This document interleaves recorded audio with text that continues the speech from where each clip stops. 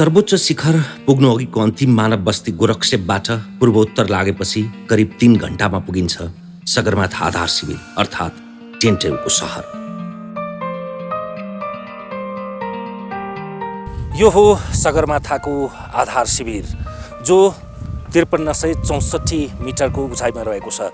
यति बेला जति बेला म तपाईहरु समक्ष श्रव्य दृश्य सामग्रीको व्याख्यानका क्रममा छु त्यति बेला यहाँको तापक्रम -2 डिग्री सेल्सियस रहेको छ भने रात्रिको तापक्रम -15 डिग्रीसम्म झर्ने रहेको छ। अहिले जो हामीले देखिरहेका छौं बेस क्याम्प, यो बेस क्याम्प चाहिँ आवधिक रूपमा सगरमाथा आरोहण गर्ने समयमा 3 महिनाको अवधिमा मात्रै यो हुन्छ, तर अरू समयमा चाहिँ यो प्रकृतिले आफ्नो रूप आफै निर्धारण गर्छ भने जस्तै फेरि अर्को वर्ष चाहिँ अर्कै ढङ्गबाट यसलाई आधार शिविरलाई तयार गर्नुपर्ने हुन्छ। 5364 देखि 5550 मिटरको उचाइमा रहेको हिमाली पठार जहाँ हिउँको साम्राज्य जस्तो प्रतीत हुन्छ। 1 किलोमिटर लम्बाइ र 300 मिटर चौडा चट्टानी आइस र ग्रेगरमाथि फैलिएको आधार शिविरको एक छेउबाट अर्को छेउ पुग्न करिब 1 घण्टा लाग्छ भने पुरै परिक्रमा गर्न झन्डै 5 घण्टा। वर्षौं पछि परिवर्तन भइरहने भू बनौटमा ढुङ्गा पन्छाएर अस्थायी टेन्ट लगाएर बस्न मिल्ने ठाउँ बनाइन्छ। कुनै वर्ष 4000 सम्म पर्वतारोही पथ प्रदर्शक सहयोगी पुग्ने आधार शिविरमा यो वर्ष कोभिडको कहरका बावजुद पनि करिब 2000 को अस्थायी आवास बनेको थियो। फोहोर व्यवस्थापन बारे अन्तर्राष्ट्रिय सञ्चार माध्यममा केही वर्ष अघिसम्म चर्चा गरिए भन्दा अहिले फरक छ आधार शिविरसम्मको अवस्था। सगरमाथा प्रदूषण नियन्त्रण समितिको सक्रियताकै कारण बाटामा फोहोर नगन्य प्राय देखिन्छ भने नष्ट नहुने फोहोर काठमाडौँमा नै फर्काउनु पर्ने, सड्ने गल्ने फोहोर तथा आरोहीले गर्ने मल विसर्जन समेत फेरिचे भन्दा तल लगेर विसर्जन गर्नुपर्ने नियम कडी कडाउसँग लागू गरिएको छ। वेस्टर्न क्लाइमर होस् वा नेपालिज क्लाइमर होस्, प्रत्येक क्लाइमरलाई चाहिँ 8 केजी गार्बेज चाहिँ ल्याउने एकदम बाध्य बनाएका छौँ र प्लस उनीहरूले चाहिँ कम्पलसरी पनि बनाएका छौँ र हामीले व्यवस्था चाहिँ एकदम मजाले गरिरहेछ। र जस्तै फोहोरहरू चाहिँ के गर्छौँ भने हामीले बर्नेबल र नन बर्नेबल छुटाउँछौँ। जस्तै बर्नेबलहरू गार्बेजहरू चाहिँ हामीले नाम्चीमा इन्सिनेटर छ, नाम्चीमा हामीले गर्छौँ, प्लस नन बर्नेबल डिस्पोजेबल त्योहरू चाहिँ काठमाडौँमै लगेर गर्छौँ। तर आरोहणको स्वीकृति, सुपरिवेक्षण, अनुगमन तथा अनुमोदन गर्नुपर्ने सरकारी निकायको उपस्थिति भने शून्य प्राय छ।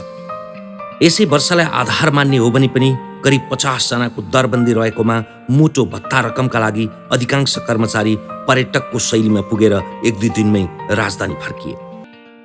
त्यसमध्ये 3 जना केही लामो अवधि त्यहाँ बसे भने आरोहण अभियान अन्त्यसम्म 1 जना मात्रै कर्मचारी आधार शिविरमा रहेका थिए।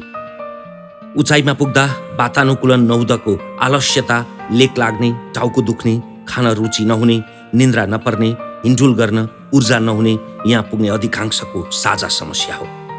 -15 देखि 25 डिग्री सेल्सियसको तापक्रममा हिउँको थुप्रोमा बनाइएको अस्थायी टेन्टमा त्यो पनि रातभर फुसफुसाइरहेको हिम वर्षामा बीचमा रात बिताउन कम सकसपूर्ण हुँदैन।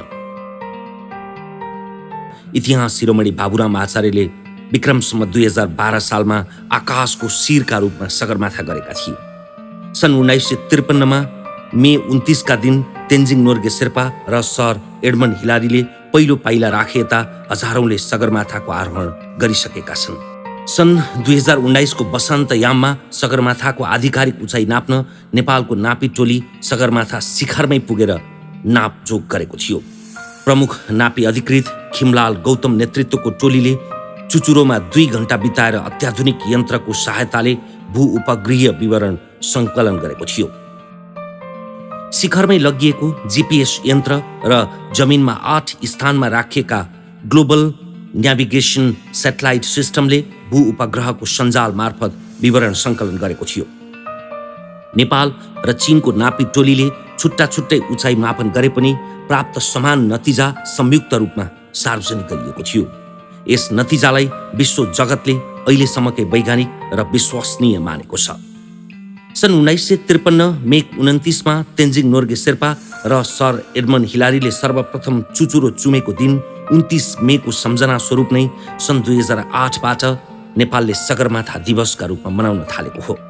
हालसम्म यस वर्षको बाहेक सगरमाथा चढ्नेको संख्या 6,507 पुगिसकेको छ।